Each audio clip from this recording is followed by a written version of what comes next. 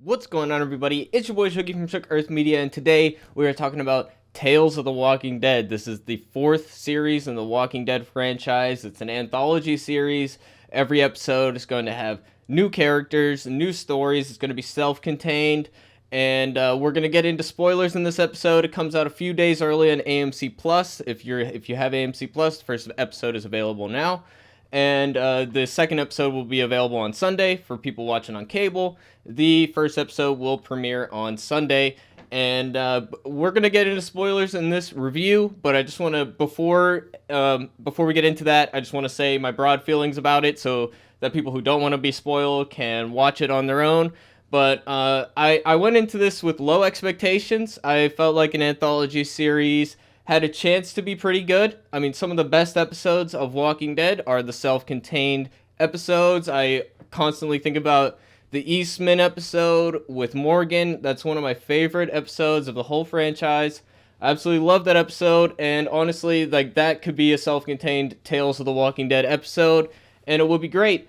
But how this comes off to me is as a low-budget stage play. We pretty much have three characters in this, two main characters and one other character, and it is world beyond level bad. The writing is bad, the acting is bad.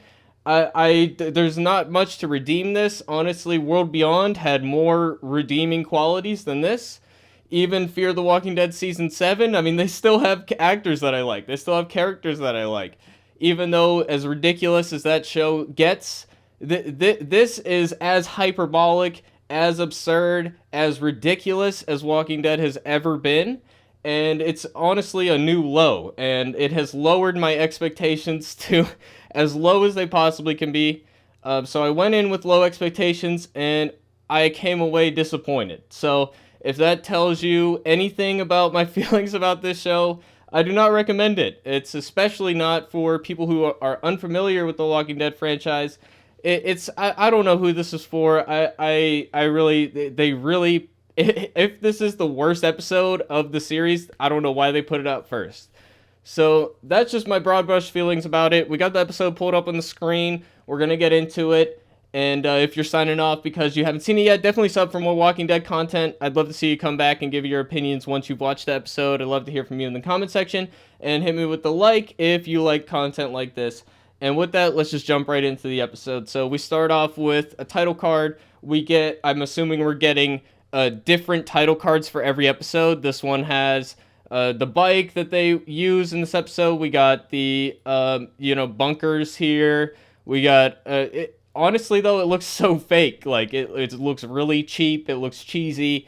This looks like an intern made it in a day or two. I'm not impressed with how this looks. The music set me off on the wrong foot. The tone of this is all wrong. It's like, it's not taking itself seriously. This is like, what was that sci-fi show, Z Nation or whatever. This is like that level, except it's not like B-movie entertaining. It's just B-movie bad. So, I mean, I guess I'll just get into overall, like, why does this ring so wrong to me? The Walking Dead is about the psychology of what happens to people after the apocalypse, right? The apocalypse is just the backdrop. It's all about the psychology. You get next to none of that here. We are introduced to Terry Crews's character. Terry Crews has charisma, so he could have been great. It's just the scripts that they gave him, not good. We start off with this montage. And it's almost like the apocalypse didn't affect him at all. It really doesn't feel like he's going through anything, like he's changing in any way. We're supposed to feel connected with him and this dog. All he's doing is watching football and doing Sudoku. And I'm sorry, like, I get he's a prepper or whatever, he has this bunker, but there would always be more things to do than you have time. And he's just wasting his time here. I don't know if to me, this is like a suicidal person. Because even if you have a bunker, even if you're prepared, even if you have enough food to last for years, you shouldn't be thinking about, no matter what he's doing, he's dwindling his supplies away. I mean, look at all the lights he has on. He's watching TV. He's got these lights on. I get it. You would want to have some entertainment if he had the power and the ability. Yeah, maybe half hour a day, he's watching these old football games. I get that, but he would be doing more than that. Okay, I don't know if if he build up a greenhouse, if he's trying to grow food for himself. He's got to be thinking long term, and he's not. He could be building up defenses. He could be searching for stuff. There's so many things that he should be doing, and we just get this little montage, and all we get is him taking the dog out to pee, and him doing Sudoku, and him watching the football. Dude, I don't care. I'm already tuned out. The music, there's so much licensed music in this. It's just not the right tone at all. It's not even remotely close. I mean, the best we get is we get a good sunset, but something tells me this is probably fake too, and they probably CGI'd this or whatever. Oh my god, dude, it's ridiculous. And like, I immediately, I'm tuned out of this episode because we get these boring montages. It reminded me of Fear the Walking Dead last season. We got so many of these montages, and they're just boring. There's nothing happening. It's like, I don't see him struggling. We just see him watching football. I'm sorry, like, you might as well watch a montage of me watching this episode. It'd probably be more interesting because I'd have more things to say. So I don't know. I don't care about the dog. You know, I get people like dogs. You know, it's an easy trick. But it's like he's talking to the dog, he's talking to himself. They're trying to do like the I Am Legend thing, but I Am Legend like works so much better, and it feels so much more earnest because you feel his pain, you feel the connection. They do a lot more in that movie to make that connection work than they even attempt in this, and they do it because he died. The dog dies instantly. He's like right away. I guess he's getting old. And he takes him out to pee again, and then zombies come up. And of course a zombie eats him, which is, I mean, dude, why don't you have more secure perimeters? Why don't you have like tripwires? Why don't you have like, I don't know, a bell system? We see a lot of campsites in the Walking Dead universe where they have like strings across, and then there's like cans attached to them, and the cans will rattle and give you an early warning system. But it's just like all these zombies appear out of nowhere. It's very convenient. There's a lot of coincidences in this. So again, it's like Fear the Walking Dead, in the amount of coincidences and Deus Ex Machina and all that crap. And he has this ridiculous contraption here. He has this circle thing and a bunch of rakes set up. Like, at least that's something. It's very goofy though, and it doesn't even work because one of the zombies gets through and bites the dog. Like, dude, he should have been better prepared. He's supposed to be this prepper thinking about the end of the world, and it seems like he has no plans, nothing going on whatsoever. And he's weirdly happy-go-lucky about everything. He's like upbeat, which it's just really at odds with his character because he's supposed to be like lonely and shit.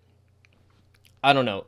So right off the bat, this montage loses me right away, and I'm like, okay, this is gonna be bad. I knew it from this first opening scene that it's gonna be hard to redeem it.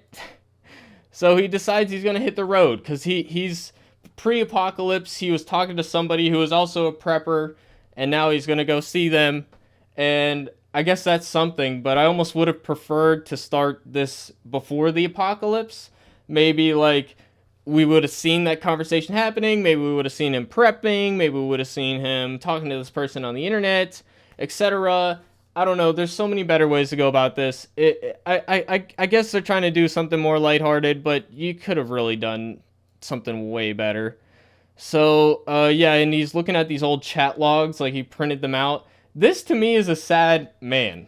And we don't really get that with his demeanor or the way he's acting. Like, if you have messages printed out of somebody that you're in love with that you never met in person, and he was afraid to meet in person, I don't see him as this happy-go-lucky guy. I see him as sad, pathetic, cooped up. Like, it's totally the wrong way to perform this actor. I don't know. I feel like the directing didn't even really contemplate what his internal struggle is. That's what it feels like to me.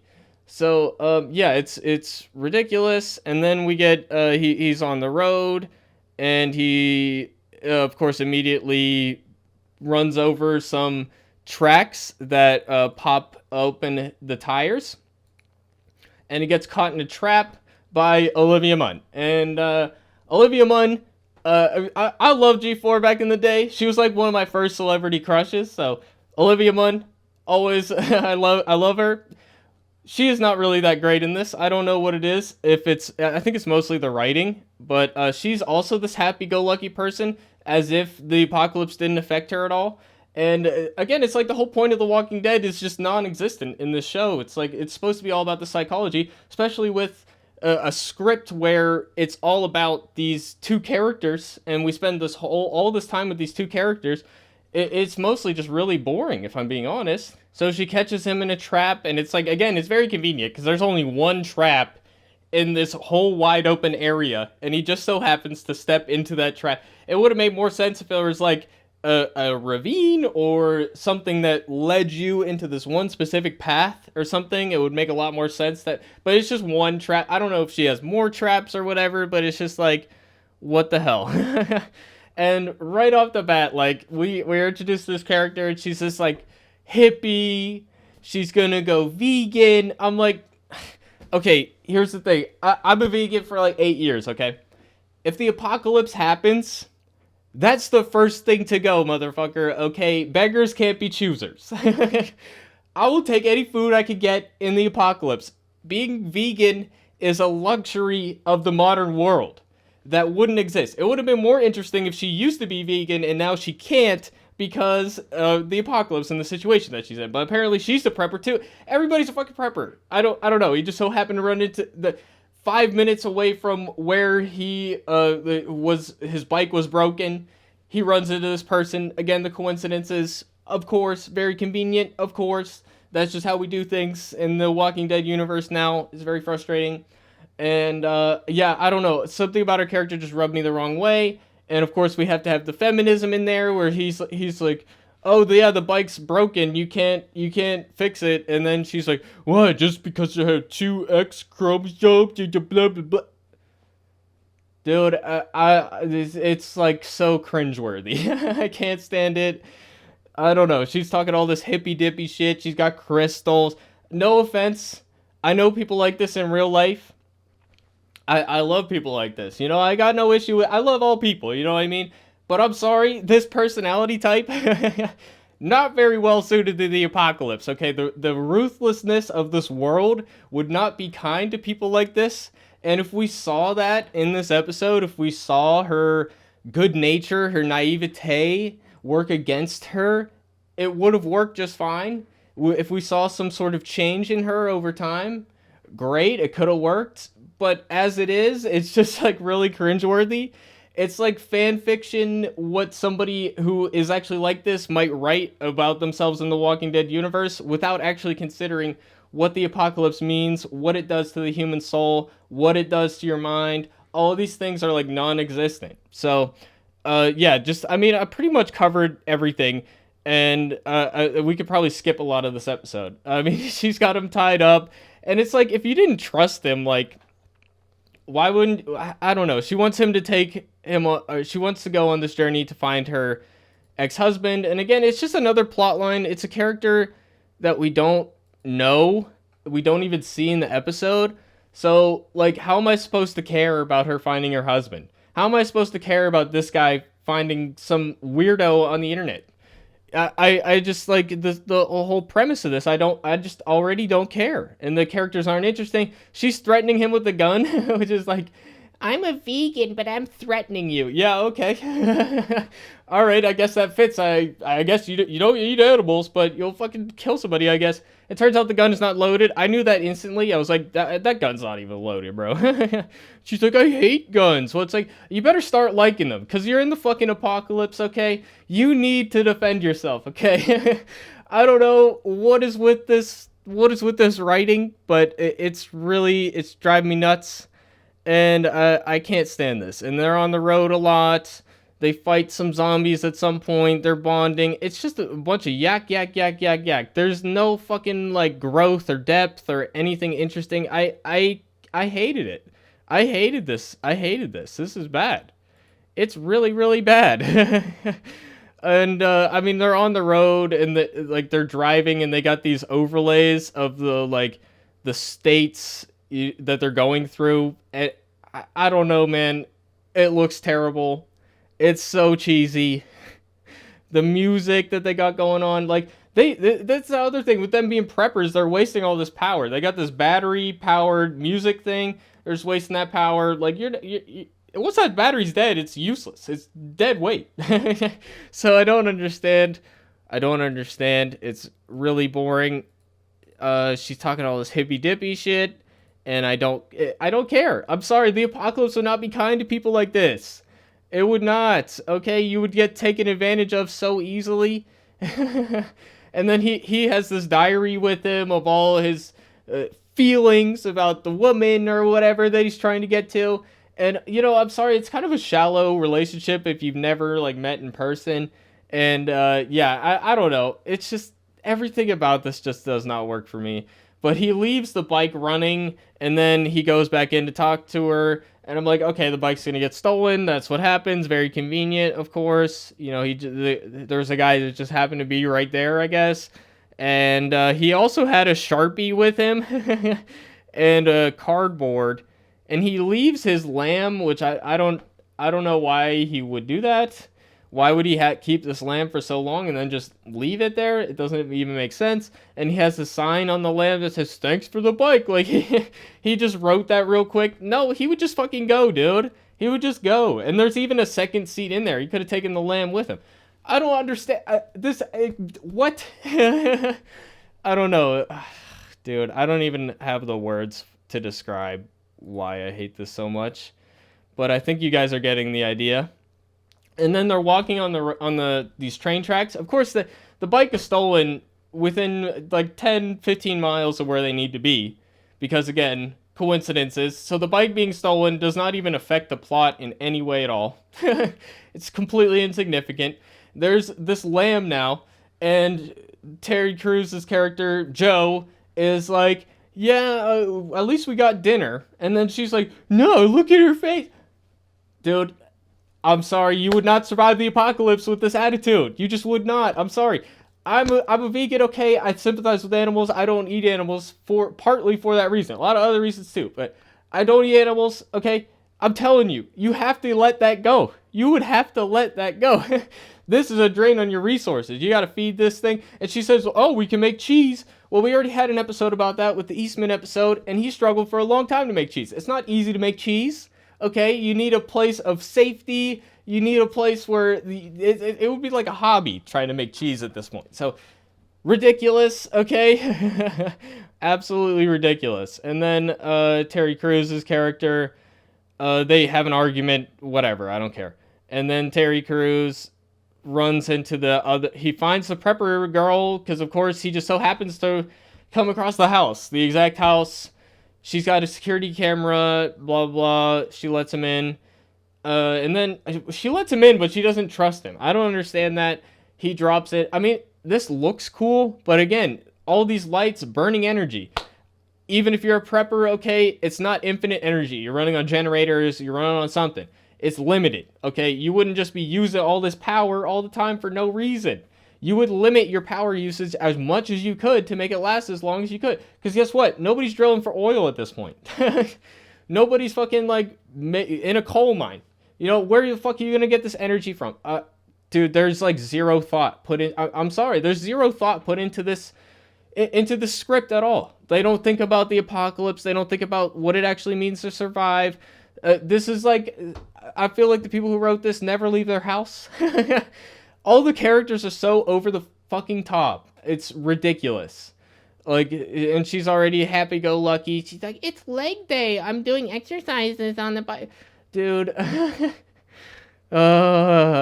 It's like all the modern, like, cringy trends. Okay.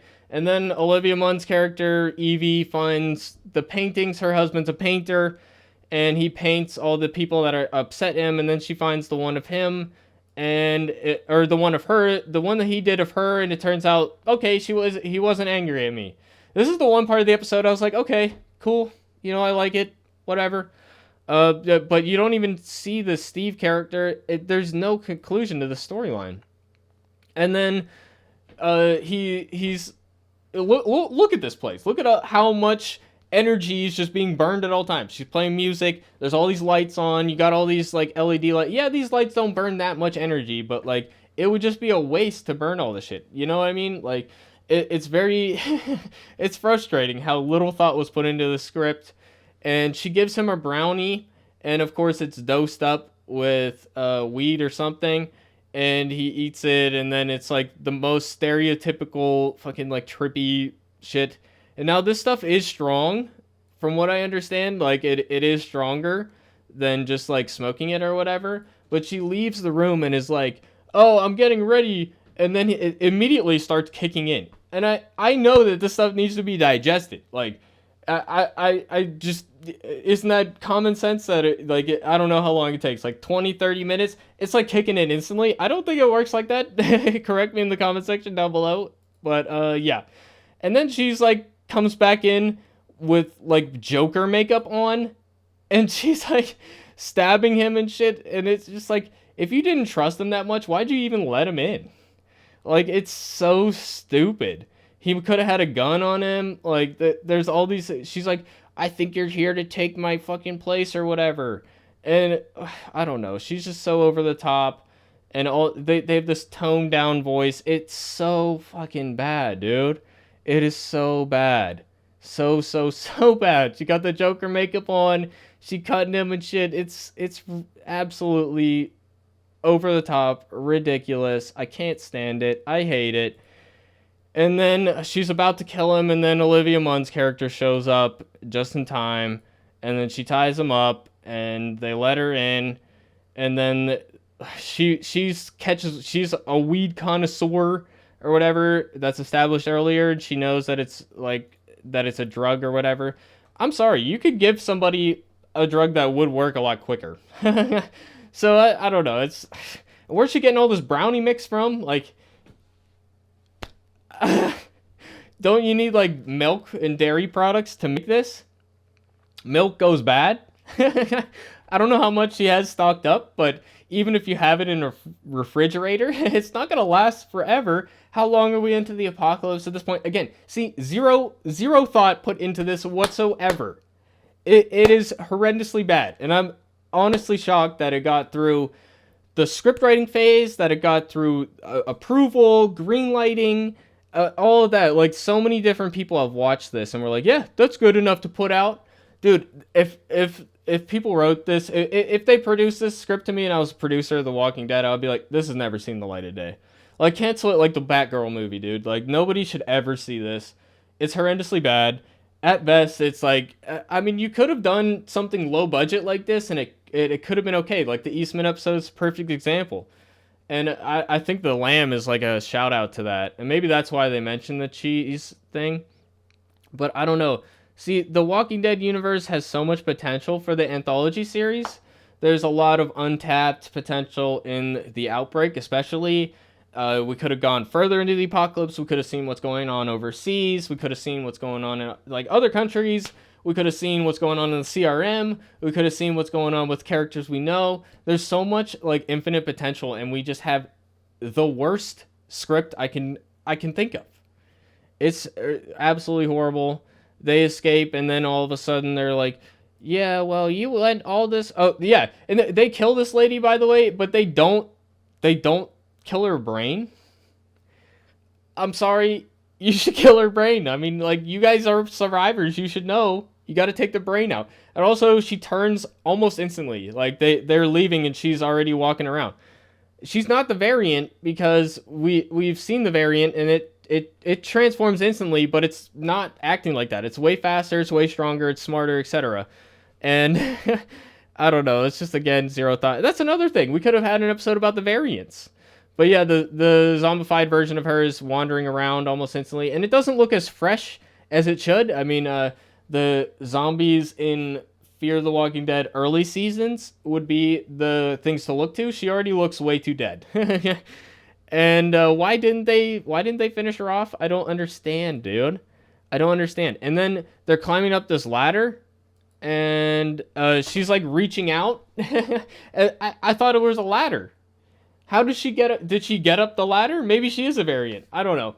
It's dumb. It's stupid. I don't like it, and that's pretty much it. And then after, it's like we both went searching for love, but we found each other.